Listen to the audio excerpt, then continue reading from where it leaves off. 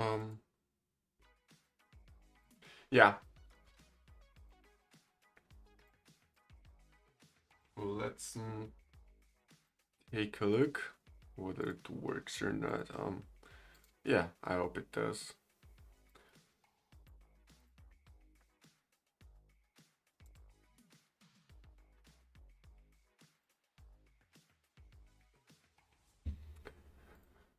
Yep, it seems to work. Hey there. Yep, it seems to work. Hey there. Yeah,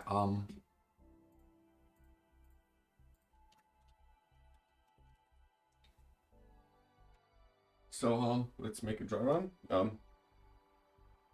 Yeah, we got it. Um, oh yeah, I'm starting getting notifications from all around the places that I'm live because I'm getting notified through email and yeah, for security reasons. So um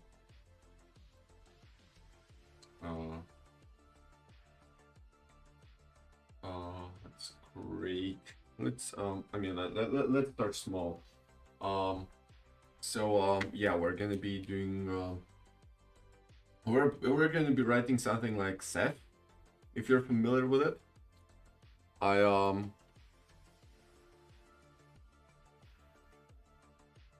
oops.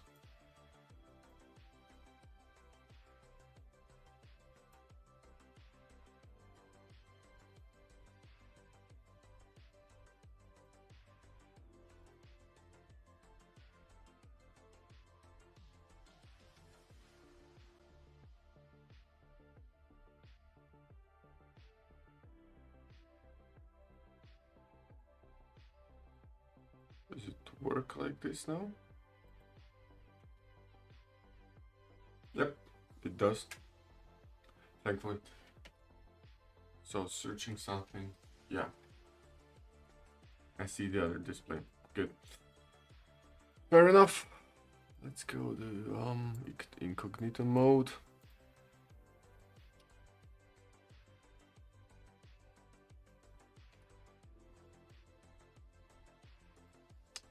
Yep, so well, something like this one. Something like this. Oh, it's even managed by Red Hat to some degree, to some extent. Yeah. Yeah. So as you can see, here's the thing with Ceph. That's a pretty nice thing actually. It's by the way, it's supported. It's integrated actually into the Proxmox. So it's a pretty high speed, high volume. Um, yeah, well, distributed storage platform. Um, what's the point of this thing? Well, it can store objects. I mean, similar to Redis, but obviously pretty large object. It can store files, and it can store what also makes it cool. It can store blocks. So normally we do not need to store any blocks. I mean, what is a block, right? Yeah, there's, I mean, it's just for us. I mean, just the block is some data, whatever. But here's the thing with Ceph. This thing, uh, there's certain block devices on the virtual machines, right? So, for example, every virtual drive, every disk, ATA, SATA, NVMe, whatever. They're so-called character and the so-called block devices. And every virtual disk is basically a block device where where a virtual controller managed by the KVM QEMU. Yeah, I mean, in this case, it's just a QEMU, right? It has the well it writes blocks, reads and reads blocks. So that's what the drive is about, isn't it? And here's the thing. Normally, I mean, we have this raw format and we have this QCO format, QCO 2, I believe, the more modern format, which is a file, and the file basically a file abstraction around the block device, which is our hard drive or ISO or whatever.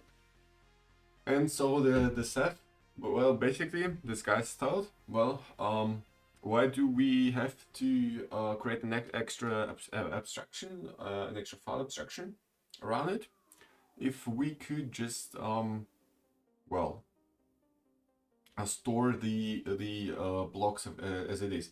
So the virtual machines aren't stored as normal. I mean, virtual machine drives aren't stored as if they were normal files, but there is a specific storage to store, well, the blocks of data, which are then being dynamically queried by the KVM or Proxmox. I mean, it's used by Proxmox by default. I mean, on larger Proxmox clusters, obviously. And then they're being like queried directly from the cluster. So there is actually nearly no local storage usage. So you can build separate clusters with the storage clusters with RAIDs, etc. You then put them into the set cluster, and you connect it to the sorry, you then connect this thing to the to your Proxmox or whatever host, and you just and it can directly fetch it from there without well, writing to local files. And I mean, this is kind of cool. I really didn't know about this feature, that it's possible, though it is. And yeah, so what am I doing now? And here's the catch. This thing is way too complicated. First of all, yeah, so let's go to, you don't need German. I mean, you know German, although not everybody here speaks German so well. And English is not a big problem for me, so we'll go with it. And yeah, security and protection, capabilities. Yeah, it's a specific. So yeah, this thing was taken by the Red Hat. And here's the thing why I'm actually thinking of writing my own thing. First of all, it's a cluster. Me and a couple of guys, well, we are working, we're actually currently ready with an MVP of a certain product, long story short, and there will be certain data, well, customers' data stored on it, and for a couple of reasons, mostly for privacy, etc. reasons, we cannot rely on AWS. And also, I gotta admit, the S3 AWS, it kind of sucks. Yeah, in my opinion at least. So our current solution, I mean, we have a minimal MVP server and we're testing with it, and we have, I believe, like 100 gigs of SSD on this virtual server, and the customer files are like stored there, nearly directly in the file system. I mean, there are obviously certain lookup tables in the yeah, stored in the database, but the files themselves are stored pretty much as it is in a local. Well, obviously, I mean, yeah, they're being partitioned, but yeah, so base and renamed, and they're basically stored as nameless hash files to be looked up through the database. But yeah, again, that's nothing I would love to work with actually, because sooner or later, I mean, I hope at least, we're gonna be expanding. Sorry. Yeah. Sooner or later, we're gonna be expanding, and yeah. First of all, Ceph is way too overkill. It requires. Here's the thing, right? it relies on a pretty huge stack of technologies. So it's not it's just it's not a normal executable. It's nor it's normal daemon, you know, like which is running somewhere.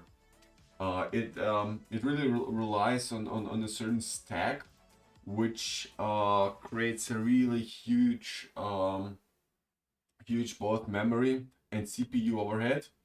And the most important is especially in smaller files. Yeah, so on Ceph we cannot really store we cannot really store small files. I mean, we obviously can it, though the processing overhead would be enormous. That's the first thing, and the second thing is well, you gotta have at least three clusters, and Ceph is basically way too overkill for many companies. Um, yeah, yeah. Oh, it's way too overkill. For example, yeah, again, I just want to start at a simple one server setup, right? And yeah, so and it's just generally it's very hard to manage. It's something for a data center scale. I mean, it's a petabyte. A petabyte of data is, I mean, it's pretty small for the Ceph scale. I mean, it's normally operating with exabytes, and I'm not over exaggerating here. And well, again, the question is, do I need this? The answer is no. And would I trust my customers' data to some AWS or Azure or whatever? Not managing the servers on my own? Then the answer is also no. And there's also one more thing I really wanna implement is, which would be nice if you're again storing like sensitive data, which is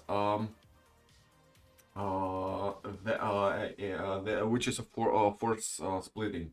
So, for example, you have like three servers, three nodes in three different jurisdictions, and you could basically guarantee what data is stored in what jurisdiction or not stored.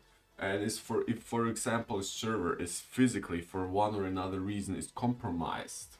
Yeah, I mean, I don't want to get into politics or something. Yeah, but I mean, it's not about jurisdictions. Let's say like in three different locations, right? And the server is, let's say, is compromised, right? In one of the locations, and by compromise, it can be technically. So you get a full root access, you get a full rootkit or whatever, or even physically. The bad guys are well, having a full physical access to the server, to the running server, which is even worse, right? Because yeah, all the cryptographic file, I mean, all the cryptos are loaded to memory, and I mean, the normal drive encryption wouldn't work. So yeah, because the keys are itself loaded to the memory. So that's currently that's not a big deal to get them out. All right. Yeah. So these are the things I really did not like about Ceph. We're gonna be starting small. Um, we are gonna be first of all working maybe on some partitioning. Um, yeah, maybe on some partitioning. Then we'll maybe even go to where we'll maybe implement a Linux VFS. So the thing is, I mean, so we don't have to use some kind of stinky API or whatever. So we can basically yeah access the so we can basically mount it and access it nearly directly, which would be also cool. So let's start. I mean, we have to create, well, some abstraction. I mean, yeah, file size, and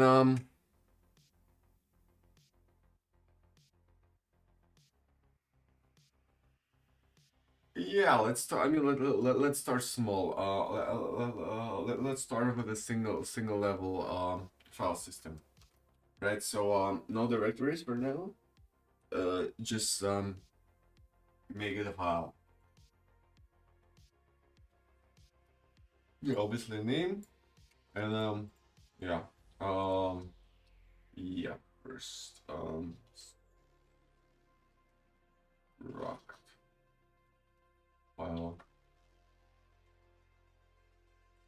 file chunk. Oh, so okay, vector, we got an index. Mm,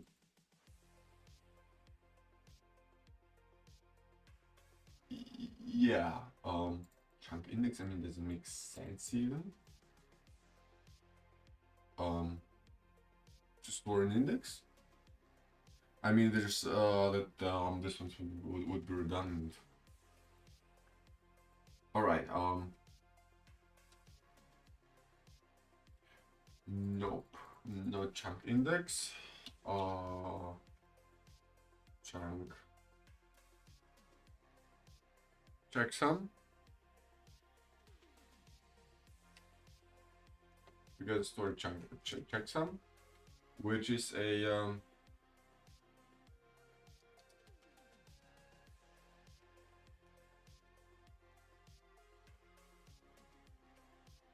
16 MD5 checksum.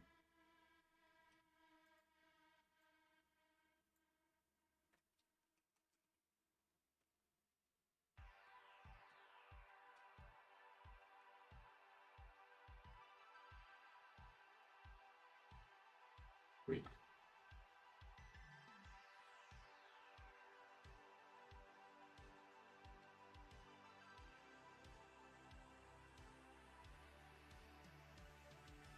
$32. Yeah. Oops. 32. SHA 200.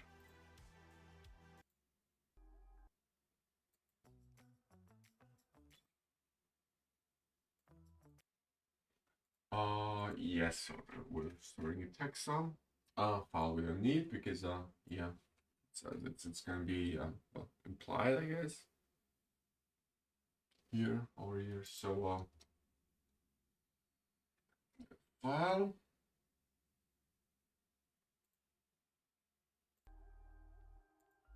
Um, the thing is,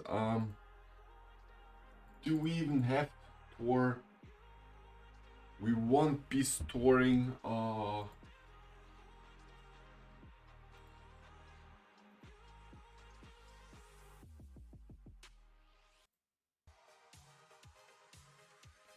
yeah, I mean there I have no, we could see it's like for the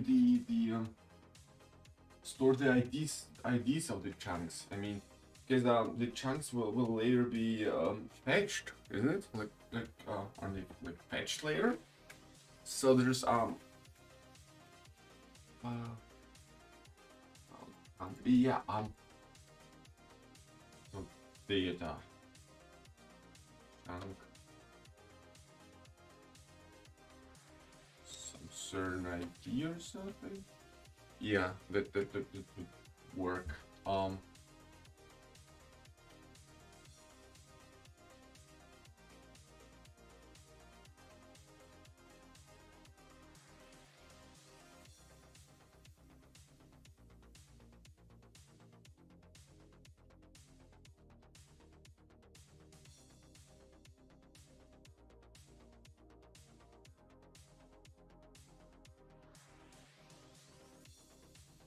Oh, that actual chunks uh because storing different nodes. Um, we got a checksum. Um, size, the chunks, the checksum. Yeah, um, that kind of seems correct for now. Uh, yeah, that kind of seems correct for now. So we have to hmm.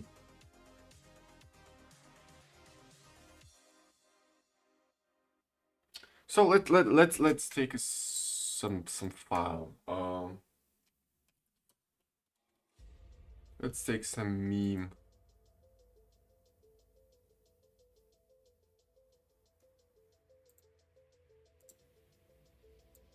Like this. Oops. Yep. We're gonna be taking a certain image. In this case, this meme, right? Um.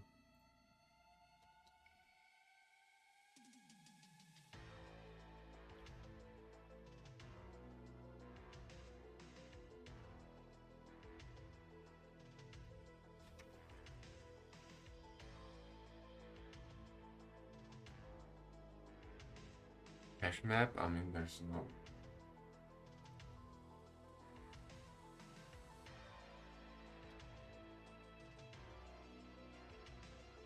Isn't it like IO? So,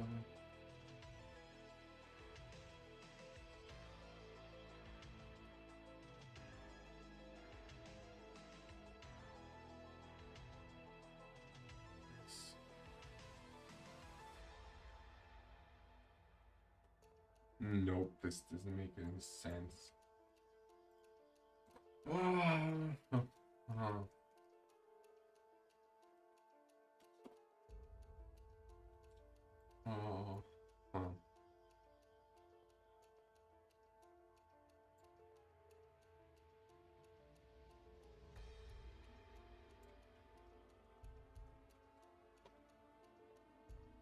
Yeah, so we have this like most basic primitives now. And I believe we gotta do the VFS switching. I, yeah, I mean we got the warnings here. Um, we gotta do VFS switching here. I mean I believe that it's the best way to start is yeah, it's the VFS switching. So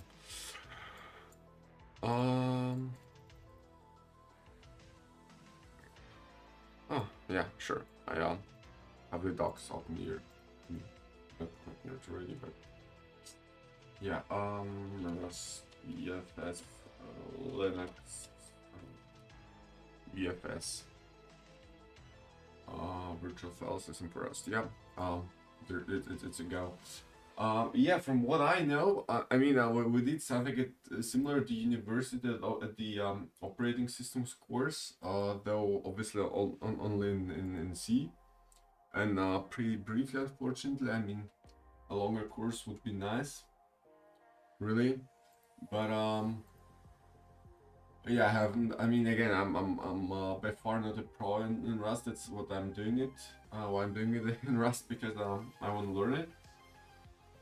Physical FS, yeah, whatever.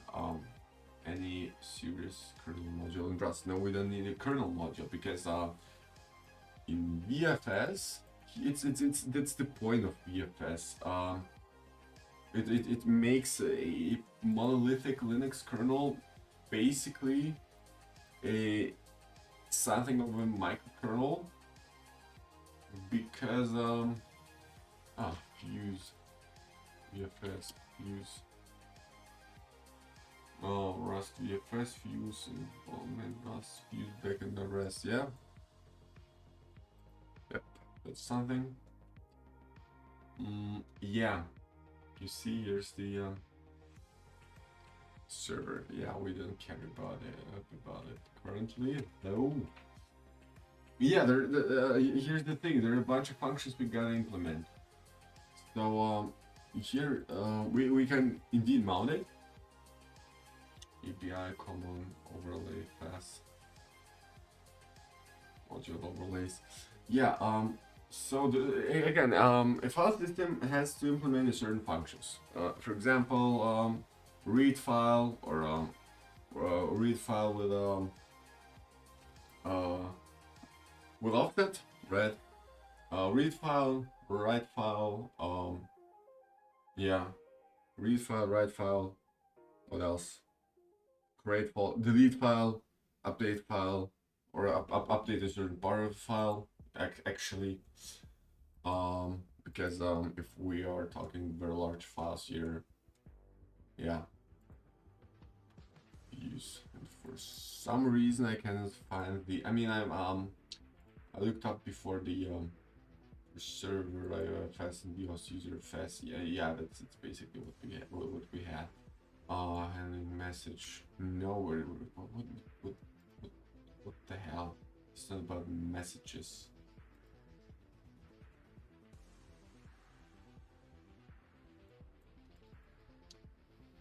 No, yeah. Um, virtual file system in Rust. Yeah. Developing an application, networking. Yeah, there's similar to what I'm doing. Rust Fuse. Yeah, there's some Rust library, user to fuse file systems in user space. Yeah, that's basically what we want. Yeah, and here that's the point. And this is why Linux mm, uh, is a bit of a microkernel itself, because yeah, you can run a fuse file system.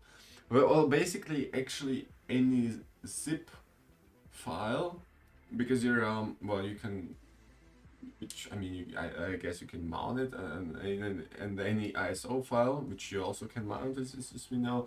These are basically fuse file systems.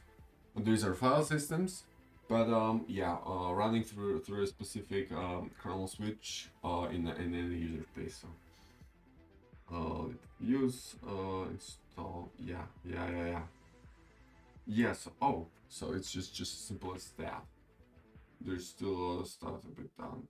Feel free to contribute. With all due respect, um, I I want to use it, so either you got it working or not. Again, with all due respect. Um, um, yes, that's why I hate the all automatic Rust docs, because it explains doc shit. With all due respect. Reply open. Yeah, I mean current. I mean, pretty much. I believe I know. Yeah. So reply open. So this is basically something of a callback. Yeah, this is something of a callback, which so if something, some application or whatever wants to read a certain file, well, it tells us, well, please read these bytes and with this and that offset, source self, and yeah, file. Yeah. So yeah, screw it. For I mean, for I'm just gonna leave it for now. So document file, though, great. Read the file. Nope.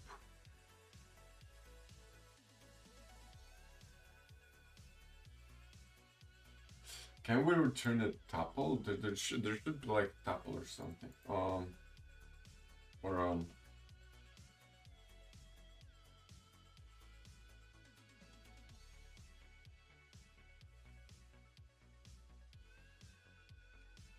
yeah. For now we're yeah. I'm just gonna file primitive. I mean, we can yeah. Let's leave the default constructor here.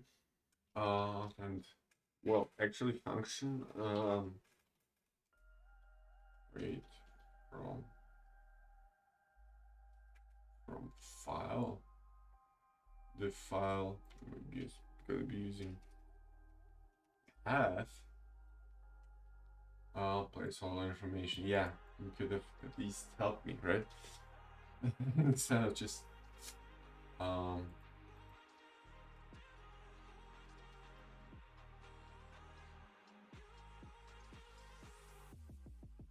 Yep.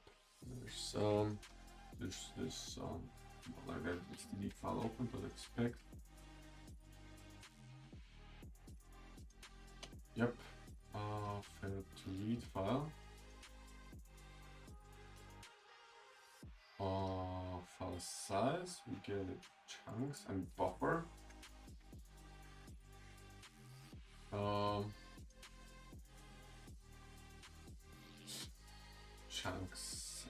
Chunk size. Yeah, we gotta define it somewhere.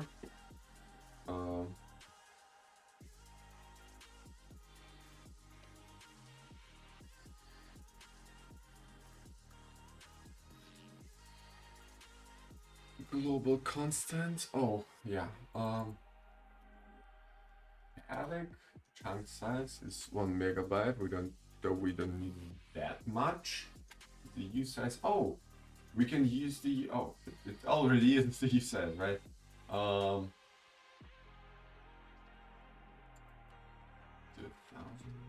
or 1 KB. I mean, let's do 1 KB for now, right?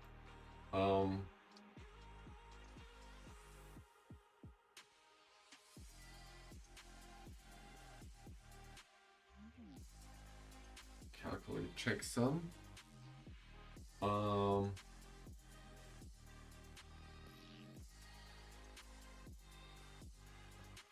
Chunk data. So it's chunk in buffer dot.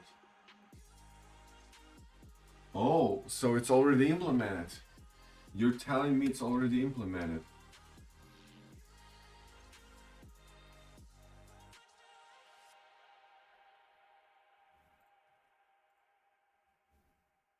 Wait, no, it's already implemented. No way I can just buffer the chunks and it's gonna work like this.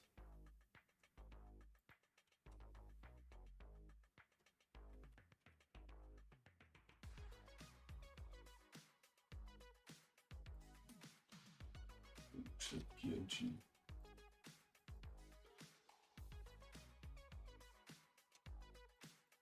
Oh.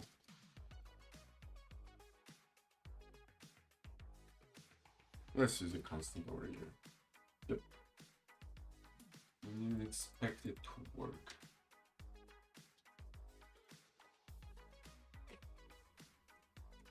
Oh, so, I mean, yeah, well, it's creating chunks for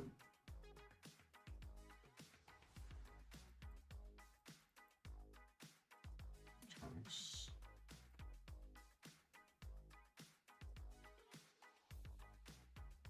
Creating chunk.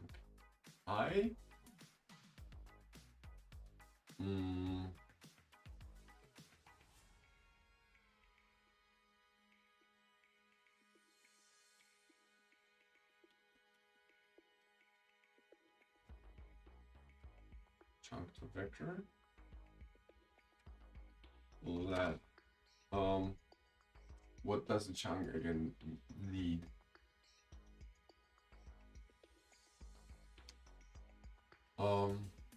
Yeah, we gotta find a certain ID.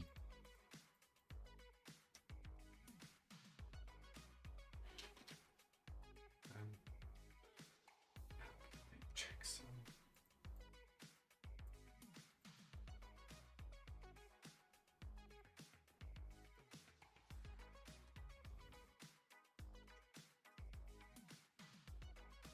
Yeah, yeah, I believe we're just gonna add it to the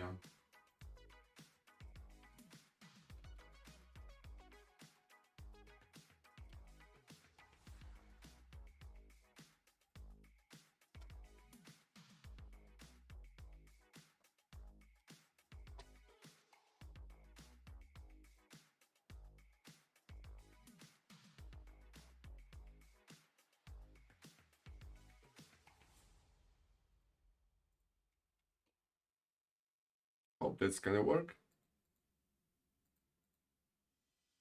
Nope. Oh, we're missing something somewhere. I hate Rust for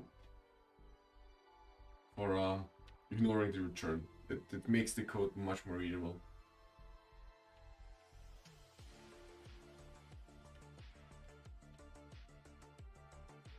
It yeah, just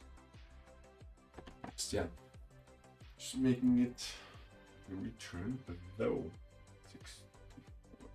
Oh yeah, checksum. This yeah, the checksum is there. What else does it have? Term index.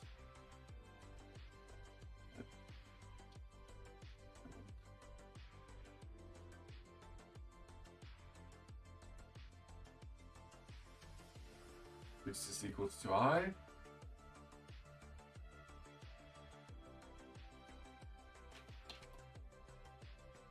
And let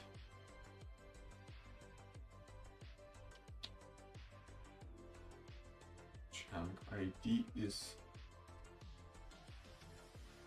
I, index multiplied by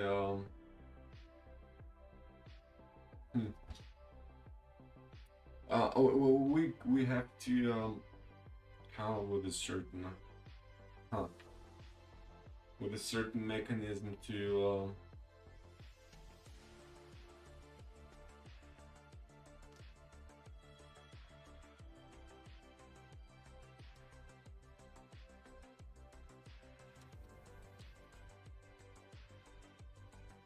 create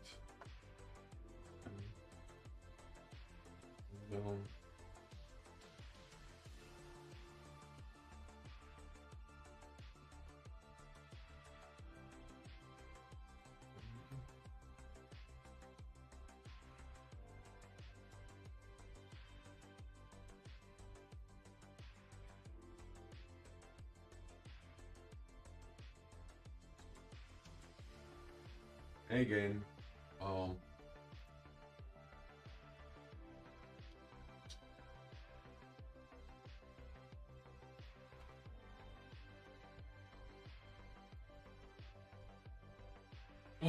yeah.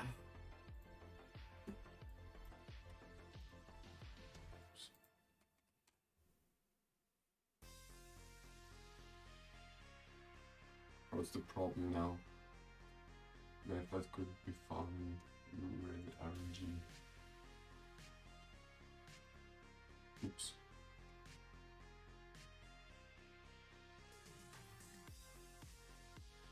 Escape Gentis to say identify what?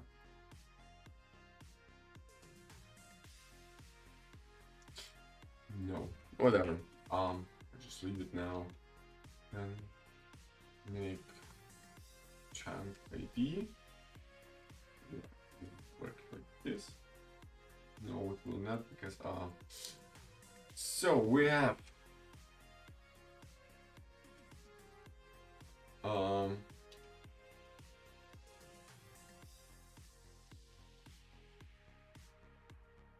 index, which is the index is 64. Then comes the checksum.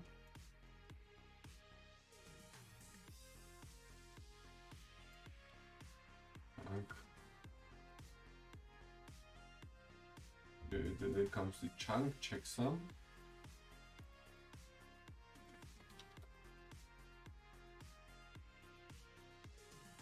Then after the chunk checksum,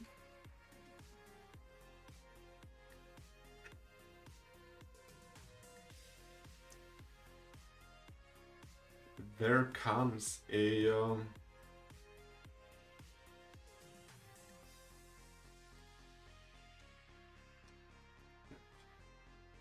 file chunk, the file checksum.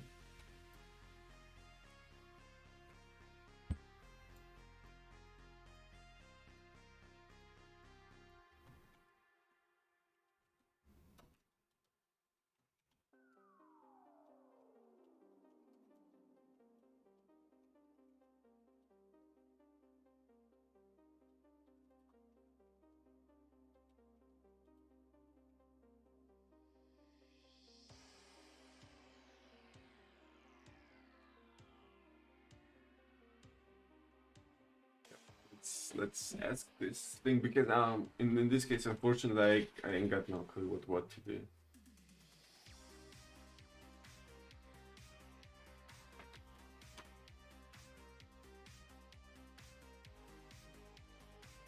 We're taking the bytes. Yep. Let's get to work. Make chunk ID, file chunk, bytes index, checksum.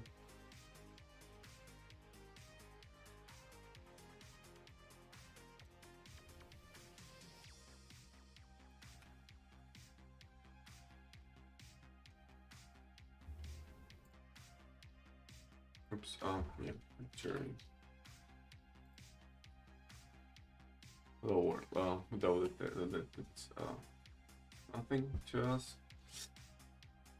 Well, chunk. Yeah, I really don't like the primitive here.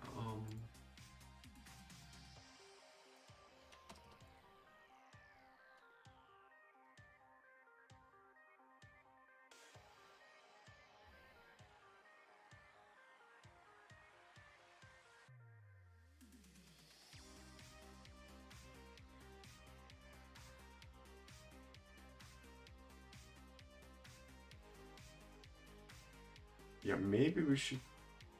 Yeah, maybe we should define it as drive debug flow partial equals.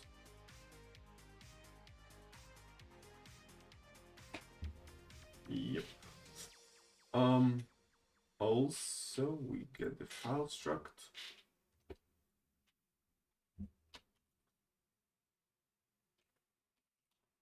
Get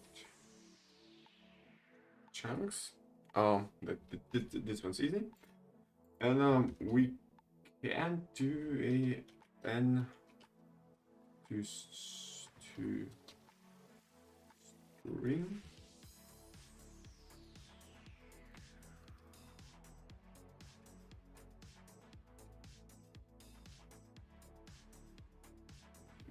String.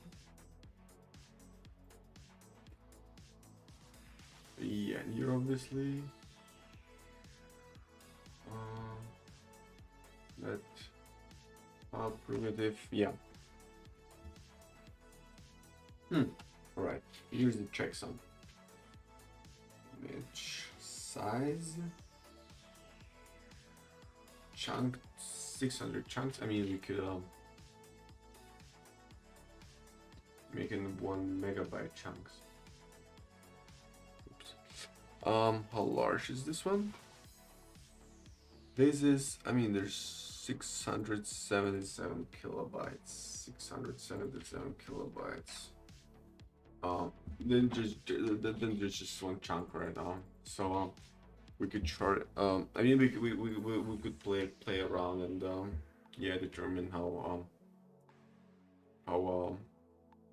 sharded it's gonna be. Though actually that's we don't have to make it constant, I believe, because we have primitives and we are storing all the necessary chunks, right? Yeah, because we are storing all the amount of chunks, and that's because it's not C. We don't have to actually know how large a chunk is. I mean, we just have to read it from start to end, and how large it is, we don't really care. At least for now. So yeah, they will be obviously sharded, but that's from, yeah. Wait, that doesn't make sense. Wait, yeah, it does. Though yeah, for splitting it, we can just take any random number. I mean, it's not recommended obviously, but we can take any random number here to split it. Then we have I mean, larger or smaller amount of chunks we get at the end. And yeah, then we just I mean we then we the only thing we actually care about is the file primitive, which we're gonna be storing somewhere around in some kind of extra storage, but which are gonna be synced. And yeah, the consensus algorithm. Yeah. So this one's gonna be a problem, though later, but that's gonna be one definitely. Um, yeah. So here's the thing I don't want to think about, but I have to think about, which is um, let's just ask the ChatGPT. Let's just yeah let's just ask the ChatGPT. Um, give me a default for BFS for Linux in Rust. Certain functions I have to implement to make it mountable. It's gotta be below is the minimal for Rust, yeah. Feature allocator API, whatever. Module myFS, struct myFS, FS type, control string.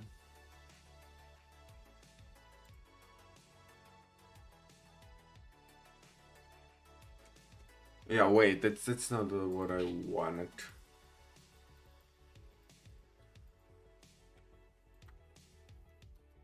I mean, yeah, it truly would work, because we're talking directly to the C API, but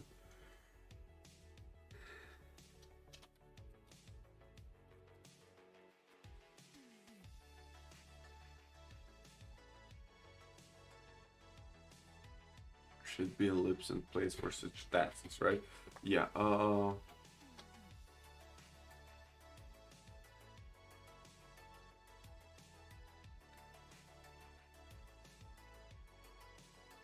Kernel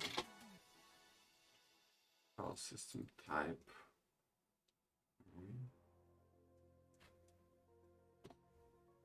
Wanted file we use fuse. Yeah. Yeah, so that's if fuse it is. Yeah.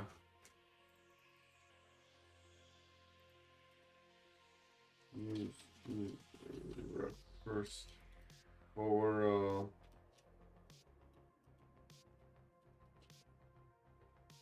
yeah, hopefully that's gonna work. Fuse 3, yes, it's a sync await safe. Good. Yeah, function. Yeah, we have to implement the files. We have to implement it. Yeah. Is it static? What the hell is this? I'm really not familiar with this thing. Oh yes. Oh, so we can actually mount it and fuse and mount. And on cat, we're basically reading, and we're gonna be replied with hello from Rust. Yeah, but the thing which actually bothers me is, yeah, we're just sending bytes, right? So this one's more of a more of a simple one, right? Um, so we're just sending bytes here, right? Yeah, so it's bytes or the ellipse ennoent. Well, what? It's basically oh, why is everything? I mean, I know why it is, but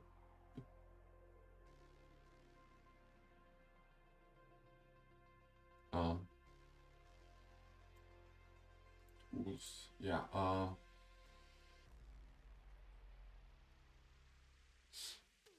There are no entry. Oh, in no, it's yeah. There are no entry, right?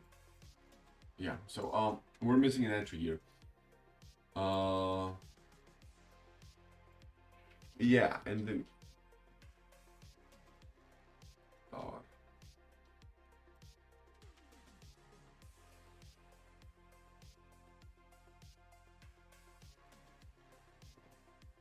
wait,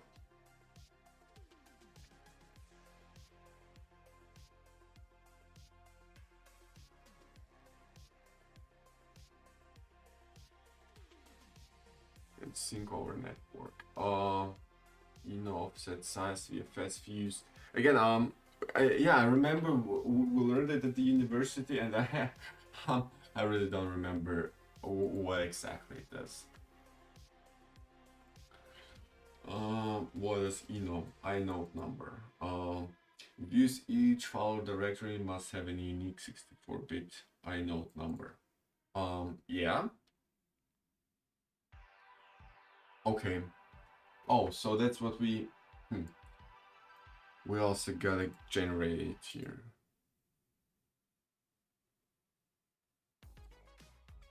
The inode number, right? Or I mean we can I mean it's basically I believe it's gonna be used for by kernel or something, but yeah, whatever. The kernel catches the attributes ca- caches the attributes and inodes aggressively. Reused an unknown inode number incorrect, or the kernel gets confused and breaks caching. Inodes represent identity, not necessarily storage location. So there's yeah, I mean that's how the kernel was designed many years ago, and that's how it stayed. This is the root always. Um, yeah, so the root folder is this slash. You assign the incrementing use 64 for every file you create. Typical design. Yeah. Okay. Yeah. Though here's the thing, we gotta keep track of it. We really gotta keep track of it. Um, because U64 though here's the file. We already have. Oh no, it's just for chunk. We can do the we can repeat actually the same for the file, right? The hash map and the parent name to inode. What is the string? Oh, so there's this file. Maintain a map. Hash map. Why? Like why? I mean, yeah, it's obviously a tuple. Oh yeah, that's how a tuple works. Yeah. A tuple is U64 and a string. Which is performance wise, main string lookups in the hash map. Yeah, strange and a bitches, whatever. Do U64 to die? No, no, that's not what I'm gonna do, but it's just suggesting, I guess. Okay, so here's these things just are more important, I guess. From the kernel in this context, specific for read directory, the kernel repeatedly calls read directory with increasing offset, so you can return directory entries sequentially. All right.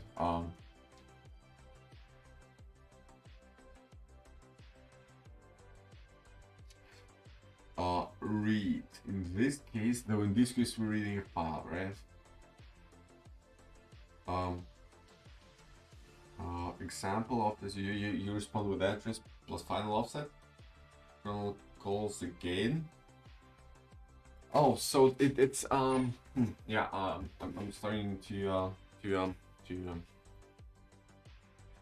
get now what's happening. That kind of reduces the amount of that kind of reduces the amount of bytes sent around. That just reduce. I mean here's the thing, we could yeah, since I mean we're talking with kernel here. I mean it would be much more easier to, I mean, if I were designing the Linux kernel and the FuseFS switch, I would just use some shared memory and push everything, push the response to some shared memory, and the rest is up to kernel, or the kernel just copying from the user space memory to kernel memory and getting back the resulted process. But I guess that would violate. I mean, it would make it actually make it impossible for the kernel to read certain chunks of files, because again, whereas I mean, for this we should have memory more than the file size, which is not always true, and which isn't always possible. So the kernel really tries to read chunks. So we're basically, what happens here, and this explains a lot, we're emulating a block device. The good the good thing is we already have blocks here. We already have the file chunks here. The bad message is, the bad thing is, I'm not sure whether it would work directly. So we will have to implement some chunks management unit, which would translate our chunks and our blocks into the blocks a kernel would understand, a kernel would require, a kernel would request, and get a response. This one could be a bit harder, unfortunately. Though, yeah. Offset. So yeah, but in this case, Mr. ChatGPT mentioned we are gonna be. Yeah, it's about the directory mappings actually. So yeah. I just want to check. Yeah. I just want to check whether this sound works or I just want to check. Yeah.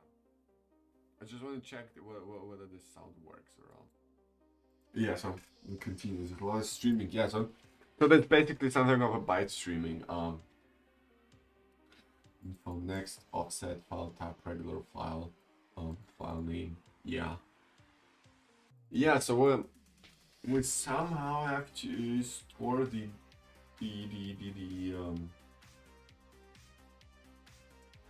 file map, the file map, which with the file or the file tree actually, in the serialized format, obviously, and inside the RAM. So that's not gonna be a problem. We're just gonna be syncing it around. Yeah. And just the next offset low. I mean, yeah, it will just gonna implement it. It's not that of a problem. Hopefully, though again, the chunks here.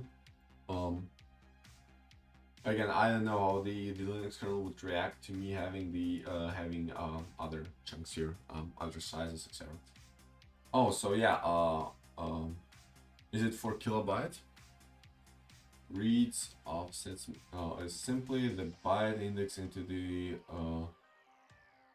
wrong where to start. The kernel may issue reads like offset from 0 to, from size 2, from offset to whatever. First must support random access. Yeah. Yeah. Again, and the same is actually with the files. So we will have to be able to fetch, not start fetching Boxer somewhere, but just fetching fetch random, yeah, blocks random. I mean, which is doable. Come on, that's doable as long as we know what file it is.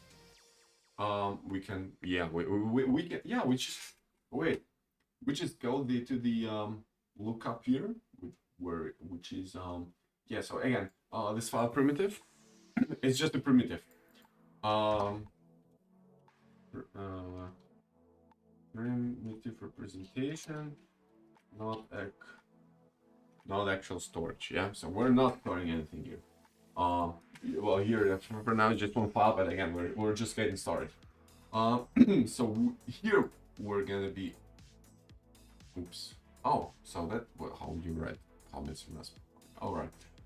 Yeah. So here's we're just gonna be getting to the file, extract the chunks data here, and just yeah, start just yeah, like truncate the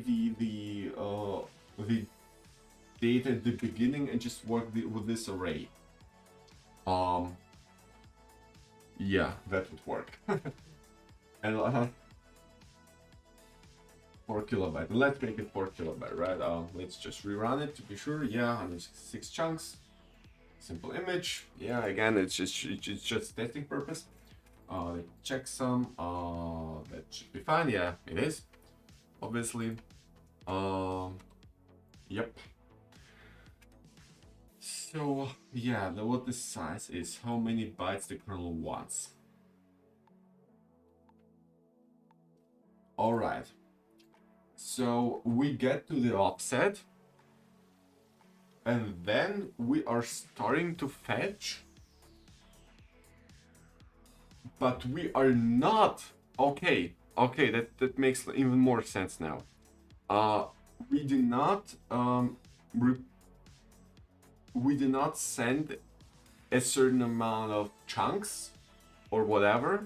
We really send a certain amount of bytes, even if it's halfway there or not or whatever. We don't care. We just we would say, all right, the kernel wants this and that much. Fine, I'm fine with it. Let's do this. Okay. Yeah. So that's it's not as hard as it sounds at the first glance. Up to the number of bytes, not more, so we can actually send less. Yeah, obviously that makes sense because if we have no bytes to send, well, we're not gonna sending 0 bytes or anything or random bytes. If we have no bytes to send one, well, yeah, we just got nothing to send, right? Makes sense, right? That makes sense. In the file attributes, the total size of the file.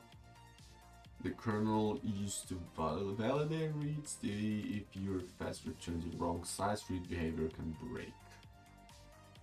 Yeah, obviously. Obviously. So yeah, we have to work with the offsets. We're gonna have to work with size. That's nothing to be afraid of. Good. And so again, I believe the system might only require as much as it can handle. At least the kernel, because the kernel isn't that stupid. Hopefully. Because, yeah. Yeah. The kernel isn't that stupid, and so it won't require like a gigabyte or 100 gigs of size. So we have to. I don't think that's gonna happen. I'm really not sure that's gonna happen. Okay. And last but not least, there's a file attribute. inode number, right? We gotta have to keep track of it. The file size as well. The permissions.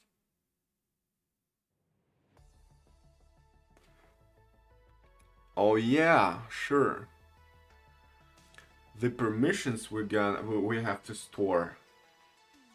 That I wasn't thinking about. Fuck. That I wasn't thinking about. That were the permissions we gotta store. All right, I believe it's just a bitmap. In Linux, it's just a bitmap. I'm pretty sure it's just a bitmap. The timestamps oh, we forgot the timestamp. Really? Yeah, we forgot a time. UID, group ID, user ID, and group ID. I mean, there's some unsigned ints as well. Nothing to actually, and the link count for directories 2+ subclears. The link that's ambitious.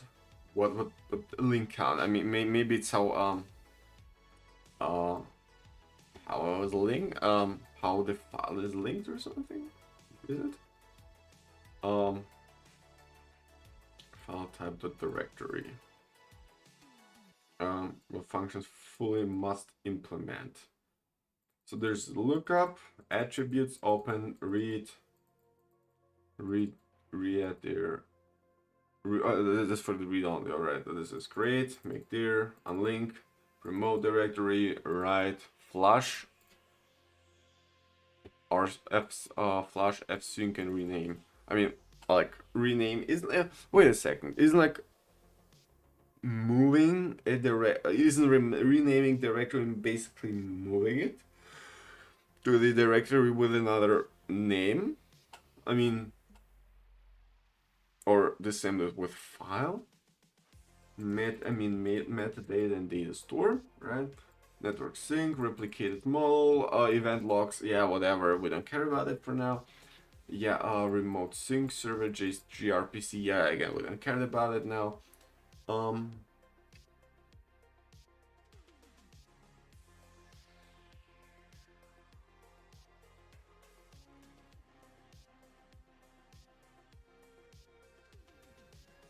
Yeah, I just got a pretty cool idea of well, or we could do it later. Splitting the whole stuff to real storage daemons and to controllable to FuseFS daemons, which would connect to the real ones and just mount themselves. Which would be better, but whatever.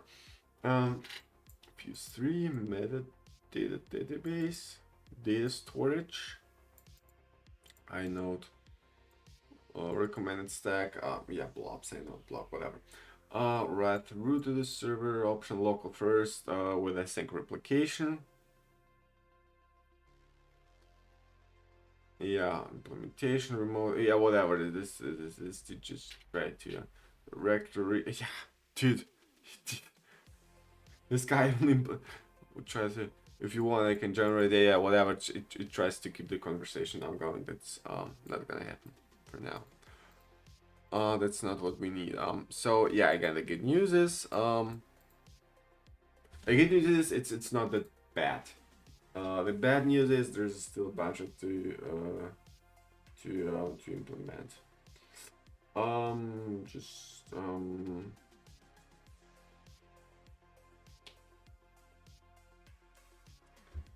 Yeah. So actually, I also there's one more thing I really want to do is to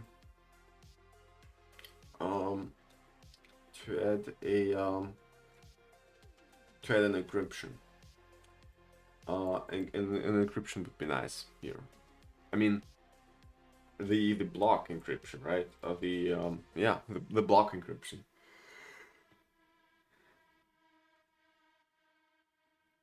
Not the file encryption, but the block one. So even which this would actually allow us to do a pretty smart thing. Namely, upon receiving a file, I mean, normally you receive a file, you encrypt it, you split it into blocks, here we go. What we could do with block encryption is we could split the file, the unencrypted file, and then encrypt the blocks and store the checksum of the block before and after encryption. And what happens next is after the file gets updated, we get the block we have to we want to we get the new file blocks, the chunks of file, we split it again, and we run it through the check, and we check what blocks were actually updated, and only these blocks we update. So the not updated block, the blocks we didn't touch, we just leave them as it is, as they are. Because yeah, which actually enables and opens us the path to the incremental backups. But again, there's something for later. So yeah, that's. I mean, soon we're gonna have to split up the file chat, the whole thing to the different modules, but file chunk, index chunk, checksum, and chunk data, yeah, chunk data, yeah. Again, we're actually not interested in that.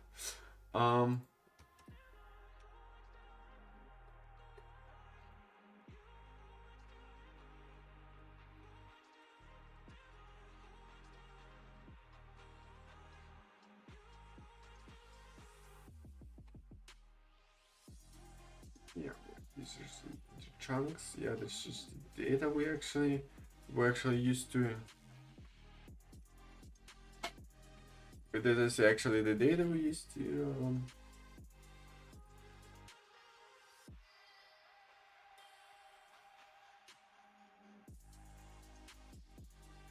Yeah, this we don't care actually. What we do care though is the chunk ID. Oh, they're pretty much unique.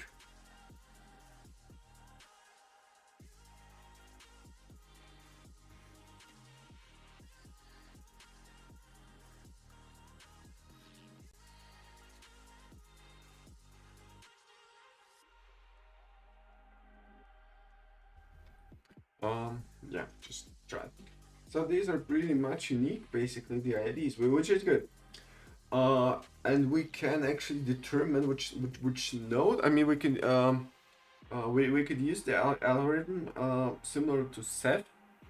Oh, for example, we don't need the chunk size because except for the last for the last one, it's smaller, but we don't need to print this one because yeah, actually no need, because it's constant, but on the last one, so that's not what interests us. So the chunk ID, the chunk index,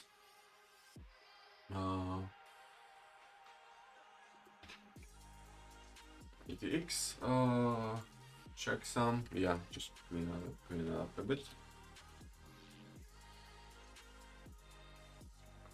Yeah, so again, the checksums we got. Now we have to actually create a smart way to represent everything as a well, we have to we have to come up with a smart way to represent, basically to represent a file system, right?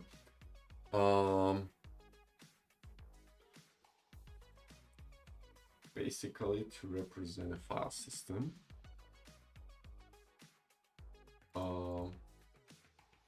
How are we gonna do this? And this is actually that's actually a good question. I mean, we could ask it. Um,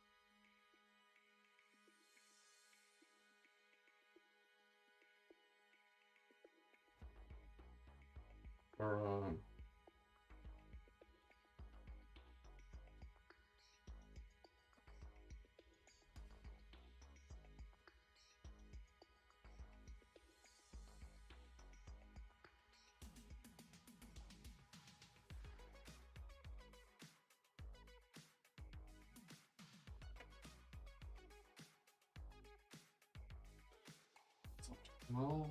I don't need actually an FS object model here. Um, Node King.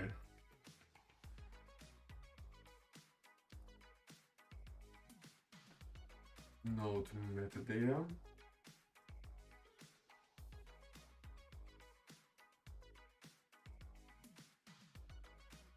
What?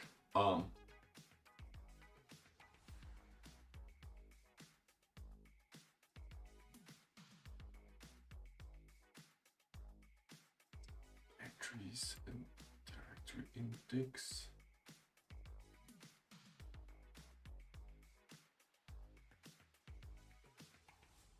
Can be chunked block storage. No, it's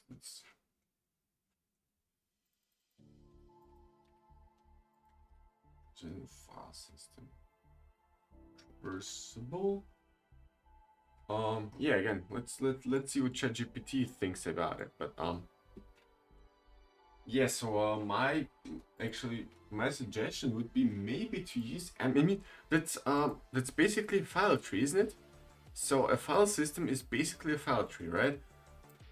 So why don't we just use the real file tree? We can create a we can create a common type, right? We can create something common like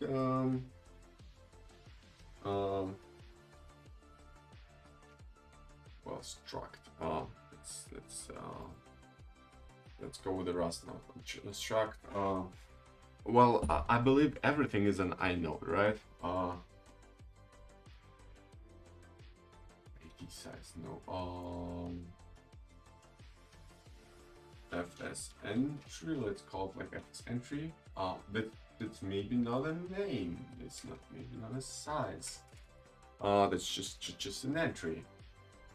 Inode is the ID, and we have a name. Oops. Yeah, for now we're just gonna be testing it around.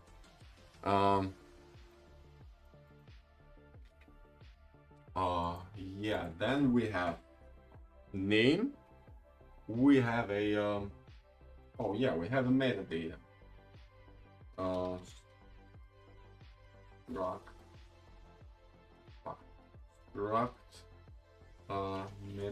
metadata modified owner. No, we don't need the owner, right? Do we?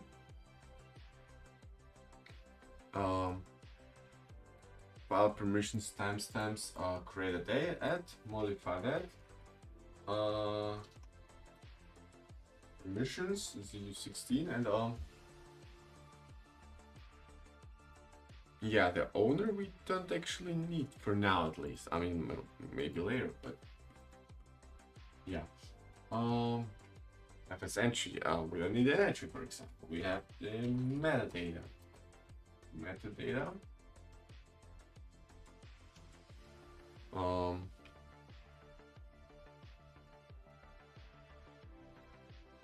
Yeah. So I really think file system. Install mod.rs.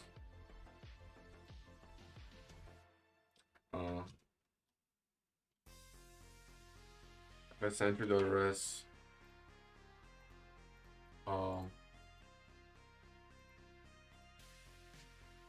Yeah, obviously public.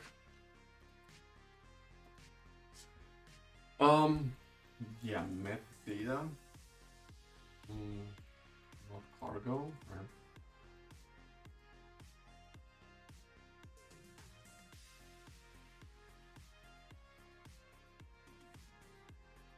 System. So what this thing offers us again.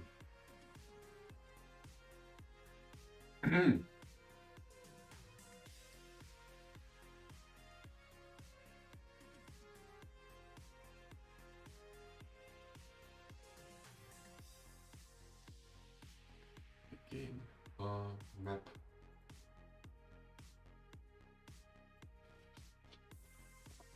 Again, using a real tree.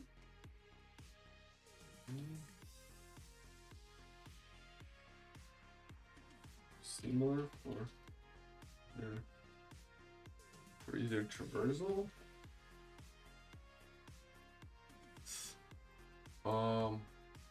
This entry.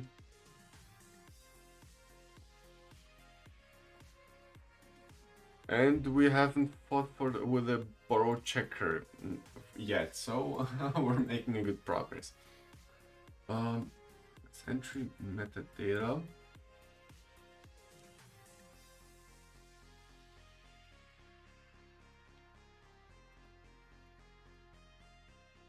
Um,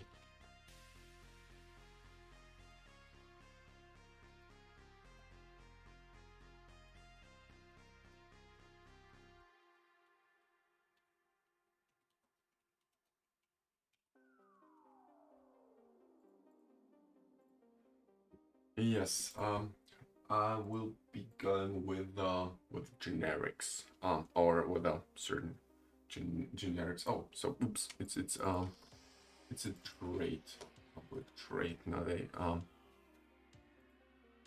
Also, again, what do we have to implement here? I note. Yeah, well, we'll leave it for now. But that's the trait we're gonna be we're gonna have to implement, or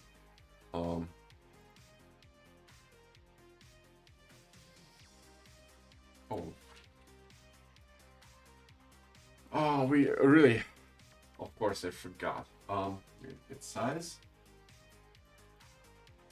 Oh, here even we could go. We could go recursively. So again, we don't have to bother and asking around for what files we have, because the file map, I mean, since it's so tiny, it's gonna be auto synced in our well, in our storage, decentralized storage system. It's gonna be synced and well, actually negotiated. So yeah, the hard part's gonna come when we start talking about an error correction. Yeah, we're gonna start talking about error correction and stuff. And yeah, that's gonna be the hard part, the real part one, to reconstruct. I mean, I made some thoughts about on how to exactly implement it, and I'm pretty much gonna take Scylla, or whatever it's called, Scylla DB, I believe it's called, and actually more of a Cassandra round approach with two nodes. I mean, I'm gonna talk about it a bit later, but let's say we have like 5 nodes, and a certain data shard, a certain file chunk is being written to the second node, which will already will automatically mean it was written to the first and to the third node, so to the neighboring nodes. And if one node is basically not available anymore, that's you got a pretty good guarantee that I mean, hopefully at least, that the two neighboring nodes, or I mean, like, they're technically neighboring, they're not physically neighboring, they're technically neighboring to other nodes, got the um,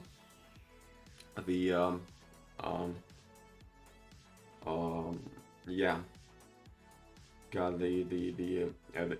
everything written, and got the file chunks on them, which so it can be restored and replicated if necessary. So that's the plan. Again, now we have to yeah, s entry, we're gonna be file entry .rs. We're gonna be creating our interface, an interface for a file. I mean, it's not an interface, an object for a file.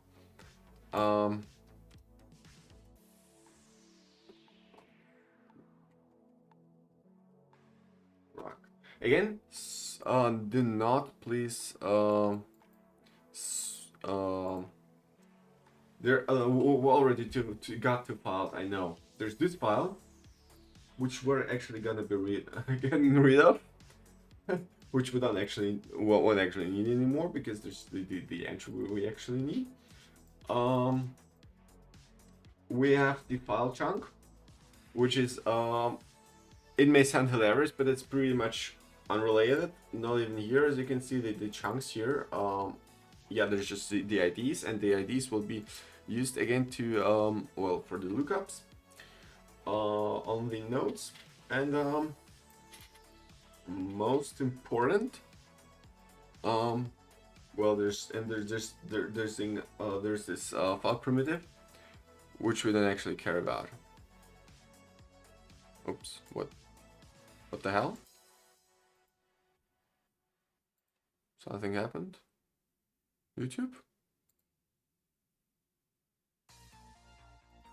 As if YouTube just dropped oh no. Because just YouTube just stopped showing all the stats, and I was worried for a second. No. Oh, we're good to go. So yeah.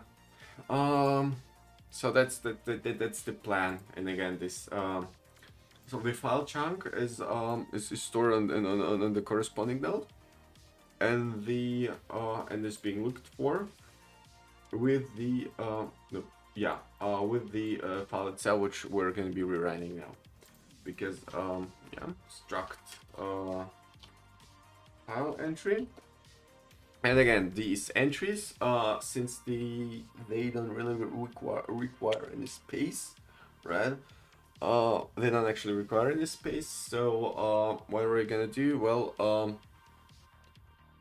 they're gonna be just sync normally. We will have to work on the conflict resolution again. Maybe some version, maybe some tweaked version of a wrapped algorithm, or whatever consensus algorithm, because these things are gonna happen. Unfortunately, nothing to do about it. And yeah, but the most important thing is that I'm writing it in the first place for my project, right? So, well, that could be actually a pretty nice a pretty nice bachelor thesis. So, because I'm not ready with my bachelor in computer science now, so that's hopefully gonna be a good one. We got a file entry where we know, oh, basically we could copy it around here, and the chunks. Can we? Let me check some. Can we? Yes, yes, we can. Though we're not, we're gonna let it be for now. File, then directory entry, rs, and we can be children hash maps.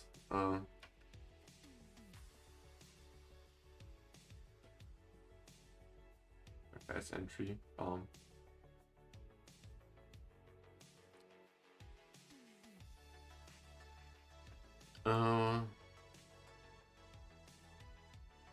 Base. Why do we need a base? As entry base. The file entry. Obstruct. Entry for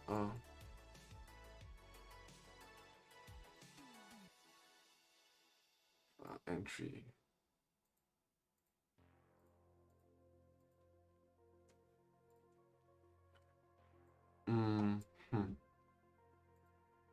Struct file entry. Oops. Fs entry. Pop trade. Fs entry. Pop struct entry. Oh, so that's gonna be stored. Yeah. So the inode, the name, and the metadata. Yeah, that kind of makes sense. Yeah. Entry. Yeah, with all due respect, I'm gonna let the grok code. I'm gonna let the grok code do the imports for me, because they just suck. With all due respect to Rust, importing and packaging system. I mean, the great packaging system is pretty good. I gotta admit. Um, yeah, but it just the importing and exporting uh it just sucks. Sorry, sorry guys.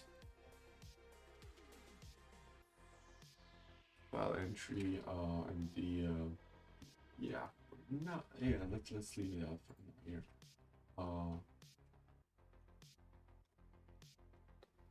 um, actually, what a hash map. Um, string, huh? That doesn't make sense. Using a hash map. I mean, we could use a vector. Wait, is it redundant?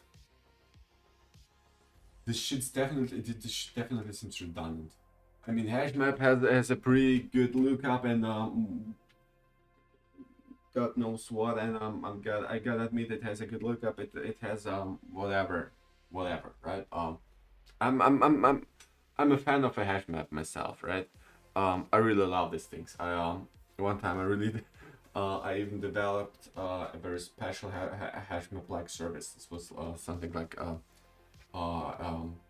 like Redis. Well, as we know, Redis is a hash map basically, and we did some custom things with it, and with special shard. We sharded hash maps with some smart algorithms, and you could there's a much more things you could do with it than just to well than what you normally learn at the algorithms course. Yeah. Oh, so there's yeah. So target stream symlink entry. Uh, yeah, obviously there's a symlink entry of the rest. And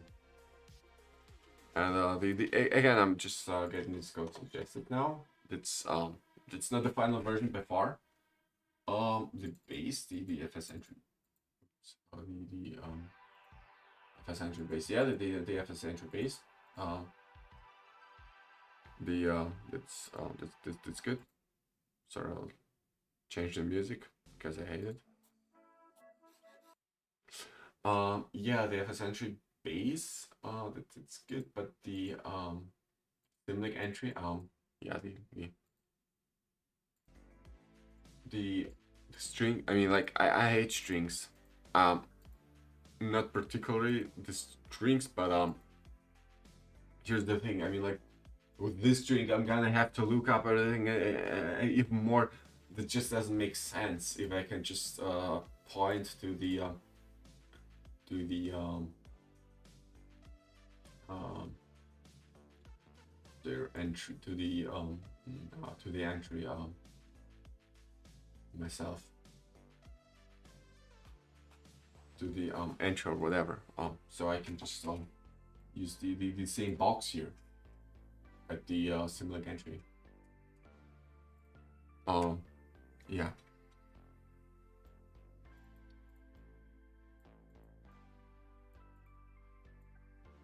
Yeah, no, I have to implement the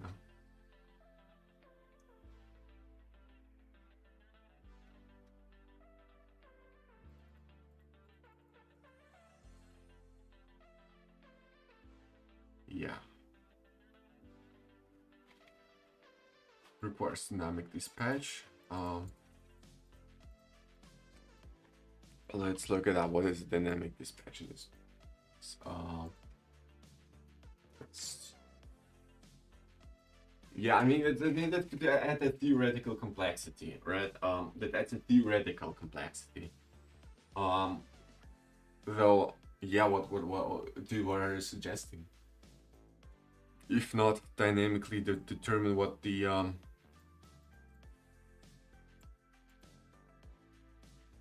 if not theoretically determine if not runtime determine not as fast as enums. Yeah, I know. Here's the thing. Rust is actually very good at enums. Uh,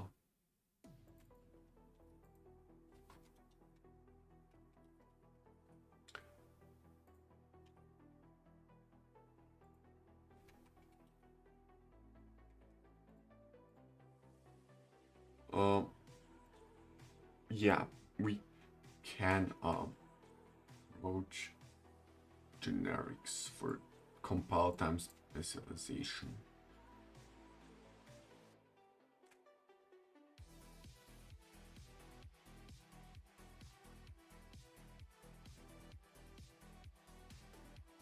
Generics. The first approach was objects closest to Java inheritance. Yeah. Again, sorry, I'm just pretty good at Java and I'm pretty bad at Rust. Enums.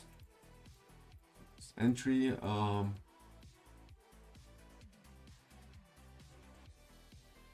Entry kind.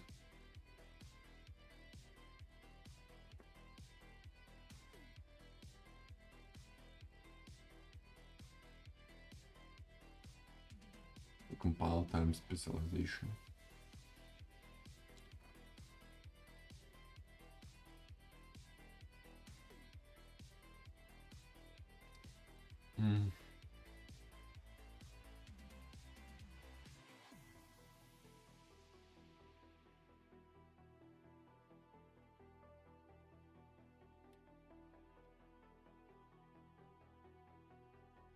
Yeah, that I mean that it tells me the enum variant has a much since it's Rust and it's simpler and faster than the usual Rust approach.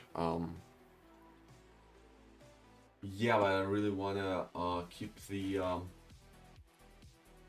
it more of the Rust approach doesn't seem that intuitive and that expandable for me. I mean, like, there's the entry. I mean, this is entry kind.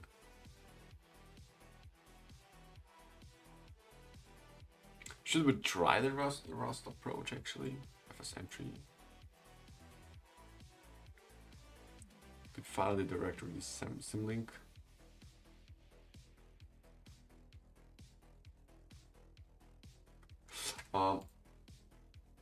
No, because that could like cause some problems later again. At least for me.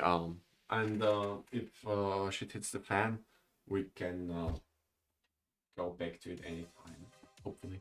I mean, this thing seems modular enough. I mean, Rust. So I really hope that it's gonna be. That's gonna be that's gonna be the point. So yeah, let's just start implementing it. Directory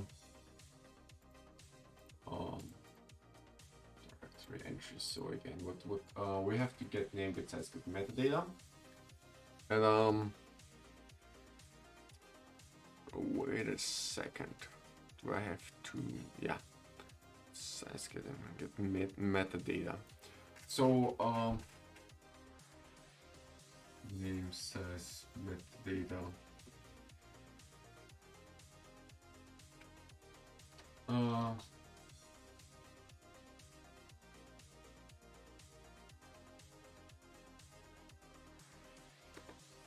That I know. I mean, like, yeah, we just have to. Yeah, let's start with a file entry. And yeah, we're gonna move the whole file entry from here to there. Chunks, the size. Well, we'll have to use the recursiveness here. I hope. I mean that's against, for example, using recursiveness. It's against nascent aviation coding, though. Yeah, and I personally I don't really like recursiveness. I gotta admit this one. I don't like recursiveness.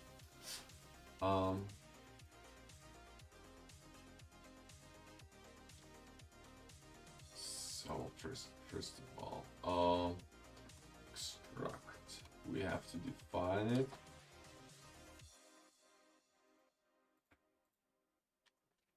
What was it again? Yeah.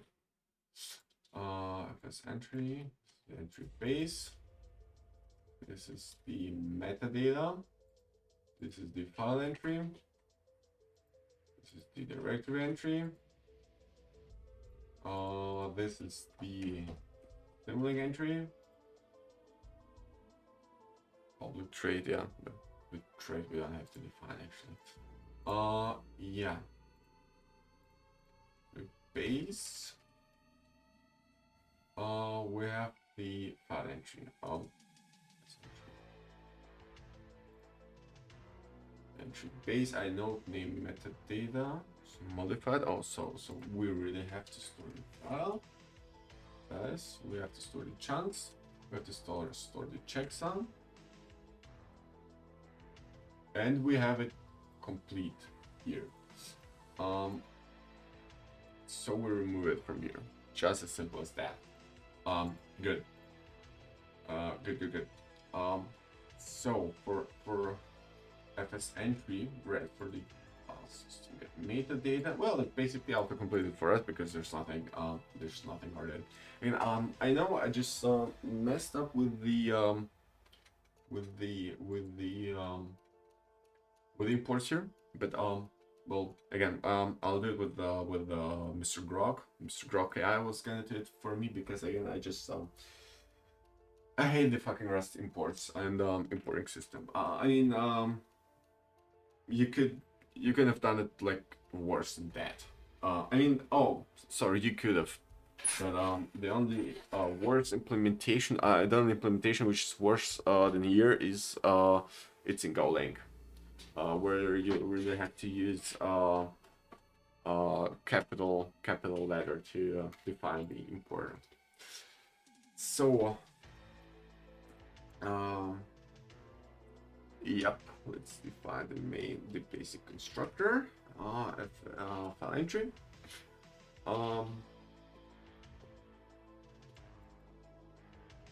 Let's make it not public. The chunks as well. Pubfn get chunks. Maybe we should copy it even.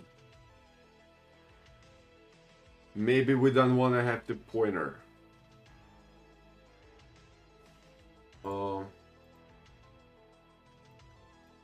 We don't want to have the pointer.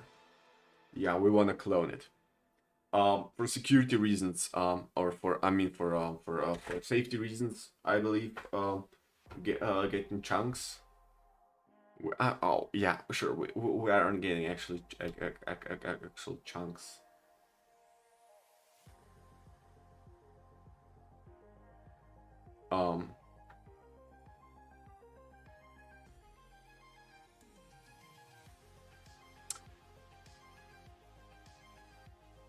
I have a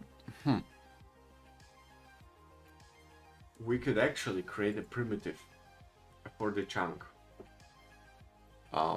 without which does not contain data.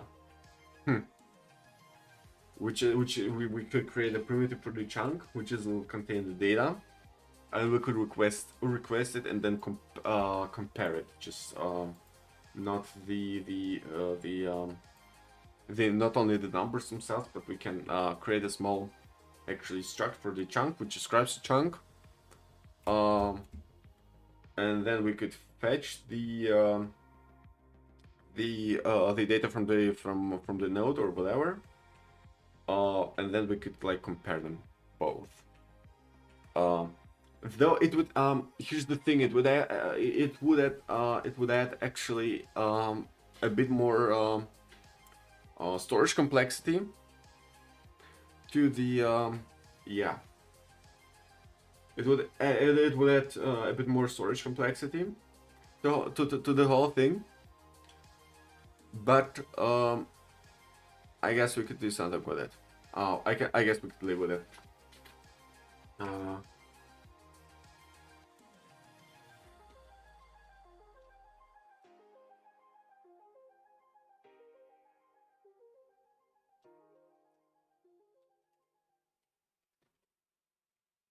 And set chunks.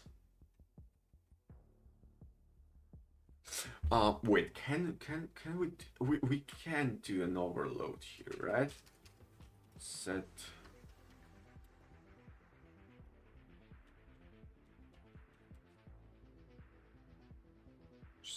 chunks. We can do an overload in Rust. It's as simple as that. Mutable self. Chunk vector and offset. That should work. I really hope at least that it's gonna work.